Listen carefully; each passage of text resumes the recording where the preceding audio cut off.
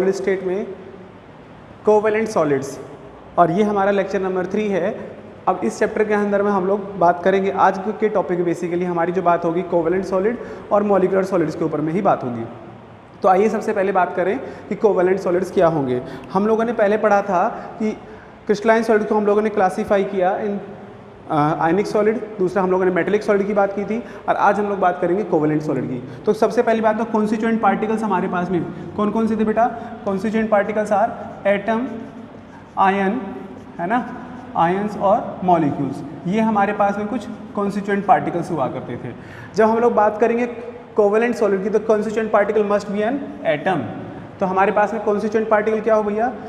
सबसे पहले लिखते हैं कॉन्स्टिट्यूएंट पार्टिकल, सबसे पहले लिखेंगे the constituent particle must be an atom. ठीक है, सबसे पहली बात तो भाई कॉन्स्टिट्यूएंट पार्टिकल आपके पास में एटम ही हो, सबसे पहली बात। दूसरी बात क्या देखने को मिलेगी आप सभी को कि यहाँ पर जो है एटम्स और एटम के बीच का फोर्स जो होता है वो कौन सा होगा? कोवेलेंट फोर्स, है ना। ठीक, तो फोर्स जिद मान के चलिए कि मेरे पास में दो एटम्स है, एक एटम ए हो गया और मेरे पास में दूसरा एटम बी हो गया, इन दोनों के बीच में कौन सा फोर्स लगे? एक कोवेलेंट फोर्स लगे। ठीक है ना। तो हम लोग क्या देखते हैं यहाँ पर? The atoms are held together by covalent force. ठीक है, जैसे कि मेरे पास में हो गया, अब देखो कोवेलेंट फोर्स उतना स्ट्रॉन्ग फोर्स नहीं होता कंपेरेटिव टू आयनिक और मेटेलिक। यदि मेल्टिंग पॉइंट और बॉइलिंग पॉइंट यदि आपको देखने को मिल जाए इस तरह के सॉलिड्स में, तो क्या देखने को मिलेगा? मेटेलिक सॉलिड का मेल्टिंग पॉइंट और बॉइलिंग पॉइंट सबसे ज़्यादा हाई होगा। क्यों हाई होगा जी? क्योंकि उनके पास में मेटल लैटिस सबसे स्ट्रॉन्ग होता है। एक बात, उनके पास में एटोमिसिटी बहुत ज़्यादा होती है, उनका मेल्टिंग पॉइंट और बॉइलिंग पॉइंट इसलिए ज़्यादा देखने को मिलेगा। दूसरे नंबर पे कौन आएगा सर? आयनिक सॉलिड। तीसरे नंबर पे कौन आ जाएगा सर? अपने पास में कोवेलेंट सॉलिड। लेकिन एक्सेप्शनली कुछ एग्जाम्पल आपको मिलेंगे, जैसे डायमंड, ग्रेफाइट, ठीक है, सिलिकॉन कार्बाइड, ये कई सारे ऐसे एग्जाम्पल मिल जाएंगे आपको जो बेसिकली कोवेलेंट सॉलिड और नेटवर्क सॉलिड का काम करके दिखाते हैं। अब एक छोटा सा एग्जांपल ले लेते हैं। जैसे मैंने बोला कि एटम और एटम के बीच में कौन सा फोर्स होगा? कोवेलेंट फोर्स होगा। जैसे मैंने क्या बोला कि मेरे पास में लिखा हुआ है डायमंड, है ना, डायमंड के केस को उठा लेते हैं। तो डायमंड के केस में क्या होता है बेटा? आप लोगों ने 10th क्लास में पढ़ा होगा कि एक कार्बन एटम से 4 नए कार्बन एटम जुड़े होते हैं, 1 2 3 4, है ना। ऐसे करके आपके पास में क्या होगा? फिर से इस कार्बन एटम को पकड़ते हैं, फिर से 4 कार्बन एटम जुड़े होंगे, फिर से एक और कार्बन एटम होगा, फिर से 4 कार्बन एटम जुड़े होंगे। और यहाँ पर जो है आपके पास में इस कार्बन से इस कार्बन का बॉन्ड लेंथ जो होगा 154 पिकोमीटर के आसपास में होगा। ठीक है, 154 पिकोमीटर के आसपास में होगा। तो बॉन्ड लेंथ भी बहुत छोटा सा है, एक नेटवर्क भी बहुत बड़ा सा है। इस नेटवर्क की वजह से और स्मॉल बॉन्ड लेंथ की वजह से क्या होता है कि डायमंड का मेल्टिंग पॉइंट और बॉइलिंग पॉइंट सबसे ज़्यादा देखने को मिलता है।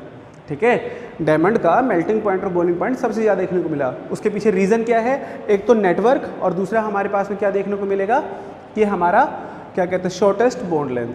ठीक, अच्छा, यदि डायमंड की हम लोग बात करें तो इस तरीके के केसेस में हमें क्या देखने को मिलेगा कि हमारे पास में डायमंड जो होता है वो sp3 हाइब्रिडाइज्ड होता है। अब कहोगे सर वो कैसे?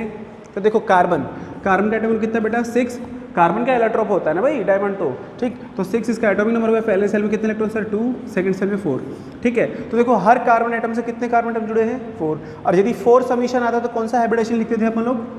Sir sp3।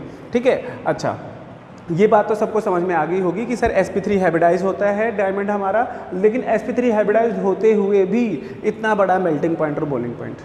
ठीक है, यदि हम लोगों ने तो पढ़ा था सर कि हाइब्रिडाइजेशन sp होता है, एक sp2 होता है और एक sp3 होता था अपने पास में, sp3d1 sp3d2 भी होता था, है ना।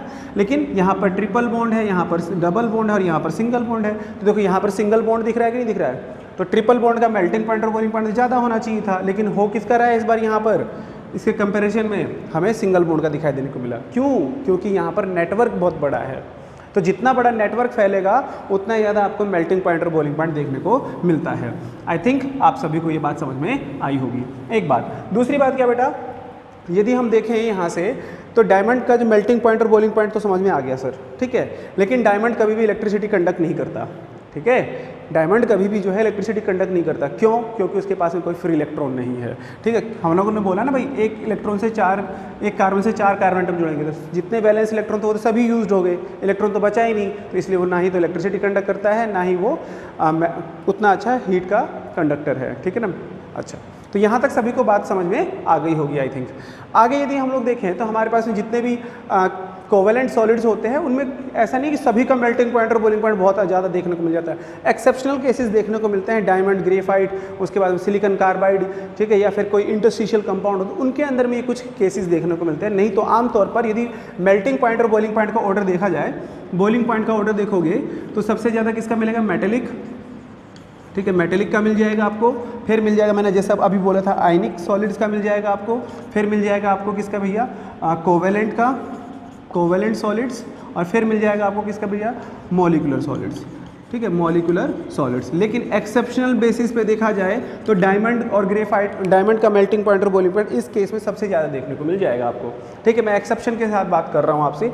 और देखो ऐसा नहीं है कि एक्सेप्शन है तो उसका कोई रीज़न नहीं होगा, exception always have a unique reason, जैसे यहाँ पर निकल के आया ना वैसे हर जगह निकल के आता है। अच्छा जी, तो आपके पास में दूसरा केस कौन सा था बेटा, ग्रेफाइट, ठीक है ना, ग्रेफाइट। ग्रेफाइट के केस में क्या देखने को मिलता है हम सभी को कि ग्रेफाइट के केस में एक कार्बन एटम से 3 नए कार्बन एटम जुड़ते हैं, है ना, कुछ इस तरीके से एक कार्बन से 3 नए कार्बन एटम जुड़ रहे हैं, ठीक। तो इससे भी फिर से देखो यहाँ से फिर से एक चेन बन गया, ठीक। तो आपको ऐसा कुछ दिखाई देगा, एक कार्बन से 3 कार्बन एटम आपको जुड़ते हुए दिखाई देंगे, जैसे कि देखो यहाँ पर 3 कार्बन एटम जुड़ रहे हैं, यहाँ पर 3 कार्बन एटम जुड़ रहे हैं, ठीक। तो एक यहाँ से भी एक नेटवर्क बनता है, both are forming the network, लेकिन यहाँ पर क्या हो रहा था, 4 कार्बन एटम जुड़ रहे थे, यहाँ पर 3 ही जुड़ रहे हैं, तो इसका नेटवर्क छोटा होता है, ठीक है। और हर बार एक फ्री इलेक्ट्रॉन आया, देखो कार्बन का एटॉमिक नंबर कितना, फिर से 6, सेकंड फर्स्ट सेल में 4 electron, sorry 2 electron, second shell में 4 इलेक्ट्रॉन, तो रिमेनिंग कितना बच गया भैया, 3 इलेक्ट्रॉन तो पार्टिसिपेट कर रहे हैं ना बॉन्डिंग में, एक तो बच गया, तो 1 इलेक्ट्रॉन हर बार बच रहा है। जब जब एक इलेक्ट्रॉन बचेगा हर बार तो क्या होगा, वो एक फ्री इलेक्ट्रॉन, वो तो मूवमेंट करेगा, तो जब जब इलेक्ट्रॉन मूवमेंट करेगा तो इलेक्ट्रिसिटी वो कंडक्ट करेगा। आगे होगी बात सभी को समझ में, ठीक। तो अब यदि हम लोग वैसे ग्रेफाइट का स्ट्रक्चर होता है लेयर्ड स्ट्रक्चर होता है, एक लेयर से दूसरे लेयर के बीच का जो आपका बॉन्ड लेंथ जो देखोगे वो 340 पिकोमीटर के आसपास में दिखेगा। लेकिन आपको और भी एक चीज़ दिखेगी, एक कार्बन से जो क्या कहते हैं फर्स्ट लेयर जो होगा उसके जो एक बॉन्ड कार्बन से दूसरे कार्बन का जो बॉन्ड लेंथ देखने को मिलेगा आपको 142 पिकोमीटर के आसपास में देखने को मिलेगा। दैट मीन्स एक कार्बन से दूसरे कार्बन का जो बॉन्ड लेंथ होता है वो 142 पिकोमीटर के आसपास, ठीक है। लेकिन लेयर के बीच का जो बॉन्ड लेंथ होता है वो 340 पिकोमीटर के आसपास देखने को मिलेगा आपको। अच्छा, इन दोनों के अपने ही फ़ायदे हैं, इन दोनों के अपने ही फ़ायदे हैं। अब देखो जरा यहाँ पर डायमंड के केस में कितना था बॉन्ड लेंथ, 154 पिकोमीटर। तो अब देखो बॉन्ड लेंथ शॉर्ट होने की वजह से मेल्टिंग पॉइंट जो होता है ग्रेफाइट का वो ज़्यादा होगा किससे, डायमंड से। लेकिन अब एक चीज़ और भी देखने को मिलेगी यहाँ पर ग्रेफाइट के पास में कि अब लेयर के बीच में कितना बड़ा बॉन्ड लेंथ है, 340 पिकोमीटर का बॉन्ड लेंथ होता है। अच्छा, अब आपके पास में फ्री इलेक्ट्रॉन्स थे, अब वो फ्री इलेक्ट्रॉन्स जो होते हैं उस लेयर में घूमते हैं, जिस वजह से एक फ्री इलेक्ट्रॉन कहाँ से आया सर, 4 इलेक्ट्रॉन्स थे, 3 इलेक्ट्रॉन पार्टिसिपेट किया, 1 इलेक्ट्रॉन बच गया, ठीक है। अब वो फ्री इलेक्ट्रॉन है आपके पास, अब वो बॉन्डिंग में पार्टिसिपेट कर नहीं रहा था, फ्री है, इलेक्ट्रिसिटी कंडक्ट करेगा और घूमेगा कहाँ पर सर, उसको जगह भी मिल रही है घूमने की अच्छी खासी, कहाँ पर मिल रही है, लेयर्स के बीच में अच्छा खासा डिस्टेंस है, ठीक है ना। अच्छा, वैसे पिकोमीटर बहुत छोटी यूनिट होती है ना। अच्छा, तो हमें क्या समझ में आता है भाई कि सर आपने तो हाइब्रिडेशन नहीं बताया, हाइब्रिडेशन क्या होगा, कितने कार्बन एटम बॉन्डिंग में पार्टिसिपेट करें, सर 3। जब 3 समीशन आता है तो क्या हाइब्रिडेशन लिखते हैं सर, sp2, है ना, sp2 हाइब्रिडेशन लिखेंगे और इलेक्ट्रिसिटी कंडक्टर लिखेंगे इसको अपन लोग। तो शायद आपको ये सभी बातें जो हैं समझ में आई होंगी, ठीक है। तो एक छोटी सी बात थी, सबको समझ में आ जाती है जल्दी से। आगे बढ़ते हैं हम लोग, आगे हमारे पास में क्या है, आइए आगे देखते हैं। हमारे पास में अगला जो है कौन सा सॉलिड बच गया बेटा अपने पास में, सर बच गया अपने पास में कौन सा, मॉलिक्यूलर सॉलिड। तो लिखो, अगला लिखते हैं अपन लोग मॉलिक्यूलर सॉलिड, ठीक है। कौन सा सॉलिड लिखोगे, molecular solid, molecular crystalline solid, है ना। अब देखो मॉलिक्यूल्स तो पोलर भी होते हैं सर, नॉन पोलर्स भी होते हैं, है ना। Molecules are polar, non polar as well as hydrogen bonded, ठीक है। तो देखो नॉन पोलर मॉलिक्यूलर सॉलिड्स कौन से होंगे सर, पोलर कौन से होंगे और हाइड्रोजन बॉन्डेड कौन से होंगे, ये सभी बात करते हैं। चलिए, तो देखो नॉन पोलर मॉलिक्यूलर सॉलिड कौन से बेटा, जिनके पास में अपना परमानेंट डाइपोल ना होता हो, ठीक है, जिसके पास में अपने खुद के पोल ना होते हो। जैसे देखो मैंने लिखा क्या, Cl2, Br2, I2, है ना। उसके बाद में जितने भी नोबल गैसेस होती हैं, हीलियम, नियोन, आर्गन, ठीक है। अब कहोगे सर ये तो गैसेस हैं, आप पढ़ा तो रहे हो सॉलिड और बात कर रहे हो किसकी, सॉलिड की, है ना, गैसेस की बात करने लग रहा हूँ मैं तो यहाँ पे नहीं। जब हम लोगों ने क्या किया, इन गैस को हम लोग सॉलिडिफाई करते हैं, ठीक है, इन गैसेस को जब हम लोग सॉलिडिफाई करते हैं तो इनका कैरेक्टर कैसा होगा हमें ये डिफाइन करना है, ये जज करना है हमें यहाँ पे। तो जैसे देखो मैंने लिखा solid argon, solid neon, helium, ठीक है, ये सभी सॉलिड फॉर्म में लेके आया मैं। तो सभी के सभी कैसे हैं, नॉन पोलर हैं। नॉन पोलर हैं तो साथ और इनके बीच में कौन सा फोर्स लगता है बेटा, नॉन पोलर गैसेस के बीच में कौन सा force, van der Waal force of attraction, ठीक है। और van der Waal force of attraction जो होता है वो किसके साथ में बढ़ता है, बेसिकली वो मॉलिक्यूलर मास के साथ साथ में बढ़ता चला जाए। जैसे मॉलिक्यूलर मास बढ़ेगा वैसे वैसे van der Waal force of attraction भी अपना बढ़ता चला जाता है ना। बात समझ में आई होगी आप सभी को। तो देखो जब फोर्स ऑफ अट्रैक्शन वीक है हमारे पास में तो हमारा मेल्टिंग पॉइंट और बॉइलिंग पॉइंट क्या होगा सर, कम ही होगा। मटेरियल कैसा होगा सर, सॉफ्ट होगा। इलेक्ट्रिकल कंडक्टिविटी होगी, मतलब बिल्कुल भी नहीं होगी सर। तो ये कुछ प्रॉपर्टीज़ हैं। क्या बोला देखो, week van der Waal force of attraction between these constituent particles, है ना। अच्छा एक बात, दूसरी बात क्या भाई कि हमारे पास में क्या देखने को मिला, फोर्स ऑफ अट्रैक्शन अच्छा नहीं है तो मेल्टिंग पॉइंट बॉइलिंग पॉइंट अच्छा नहीं होगा, that means low melting point and boiling point. और क्या देखने को मिलेगा भाई कि इलेक्ट्रिसिटी कंडक्टर नहीं मिलेगा। क्यों, क्योंकि भैया फ्री इलेक्ट्रॉन्स की पॉसिबिलिटीज़ नहीं है। मॉलिक्यूल यहाँ पर कॉन्स्टिट्यूएंट पार्टिकल क्या है, molecule, the constituent particle must be an molecule, और मॉलिक्यूल्स के पास में फ्री इलेक्ट्रॉन जल्दी होते नहीं हैं। अच्छा ओके, तो यहाँ तक बात सबको समझ में आ गई होगी आई थिंक। आगे बढ़ते हैं। ये तो हमारे पास में कौन से थे, नॉन पोलर। ये क्या है हमारे पास में, नॉन पोलर मॉलिक्यूलर सॉलिड। अब पोलर मॉलिक्यूलर सॉलिड कैसे होंगे सर, पोलर मॉलिक्यूलर सॉलिड। तो देखो पोलर, पोलर कौन सा होगा, जैसे मेरे पास में लिखा हुआ है SO2, मेरे पास में लिखा हुआ है HCl, ये सभी के सभी कैसे हैं, पोलर। क्यों, देखो जैसे मैंने लिखा H + Cl-, तो देखो इनके पास में अपना परमानेंट पोल है ना। अब कहोगे सर SO2 कैसे पोलर है, तो चले जाइए फिर से डायपोल मोमेंट के ऊपर में। एक छोटी सी बात, यदि किसी मॉलिक्यूल का डायपोल मोमेंट 0 हो जा रहा है ना, तो वो कैसा होगा, नॉन पोलर, नॉन पोलर, ठीक है। और यदि mu is not equal to 0 that means dipole moment is not equal to 0 that means it is a polar molecule. और ये कैसे पता लगेगा कि वो पोलर उसके पास में डायपोल मोमेंट 0 होगा कि नहीं होगा, तो एक छोटी सी बात मैं फिर से बोल दूँ, डायपोल मोमेंट कब 0 होगा, जब एक रेगुलर ज्योमेट्री हो। रेगुलर ज्योमेट्री जिसके पास में कोई अनपेड इलेक्ट्रॉन ना हो, ठीक है ना, कोई भी अनपेड इलेक्ट्रॉन ना हो, सभी के सभी बॉन्डिंग में पार्टिसिपेट कर चुके हों, ठीक है। और इरेगुलर ज्योमेट्री कब दिखेगी, जब आपके पास में क्या देखने को मिले, कोई लोन पेयर इलेक्ट्रॉन दिख जाए। जैसे मैंने देखो क्या लिखा, NH3 लिख दिया मैंने यहाँ पे, मैंने लिख दिया यहाँ पर H2O लिख दिया, अब मैंने यहाँ पर SO2 लिखा है। देखो सल्फर का एटम कितना बेटा, 16, पहले सेल में कितने इलेक्ट्रॉन सर, 2, 8, 6, है ना।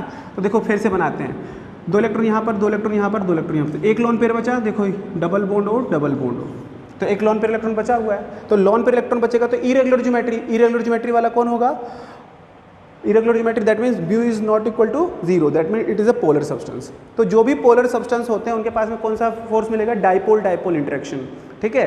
तो डाइपोल डाइपोल इंटरेक्शन की वजह से क्या होता है कि यहाँ पर आपको क्या देखने को मिलेगा, पोलर मॉलिक्यूल्स का मेल्टिंग पॉइंट और बॉइलिंग पॉइंट नॉन पोलर से कहीं ज़्यादा देखने को मिलेगा, ठीक है ना।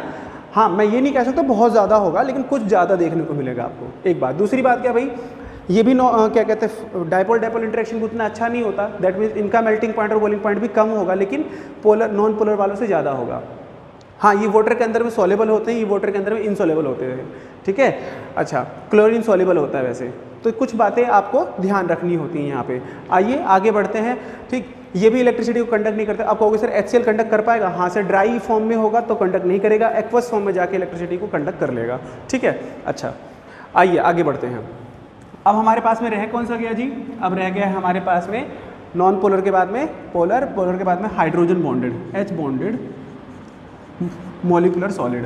तो H बॉन्डेड मॉलिक्यूलर सॉलिड कौन से होंगे जी, तो देखो जैसे मैंने लिखा फोनकल, याद है आपको, more electronegative elements, fluorine, oxygen, nitrogen. तो ये जब भी क्या कहते हैं, ये मोस्ट इलेक्ट्रोनेगेटिव एलिमेंट्स हैं, इलेक्ट्रोनेगेटिव एलिमेंट्स हैं ये अपने पास में। तो ये जब भी एलिमेंट्स रिएक्ट करते हैं किसके साथ में, हाइड्रोजन के साथ में, जैसे मैंने लिखा HF, मैंने लिखा H2O, मैंने लिखा NH3, तो ये सभी के सभी क्या हैं, hydrogen bonded molecular solid. Hydrogen bond कौन बनाता है, जिसके पास में इलेक्ट्रोनेगेटिविटी सबसे ज़्यादा हो। तो हाइड्रोजन बॉन्डेड वालों का मेल्टिंग पॉइंट और बॉइलिंग पॉइंट इन तीनों से ज़्यादा देखने को मिलेगा। वाटर के अंदर में सॉल्युबल होते ही हैं ये due to the hydrogen bond formation.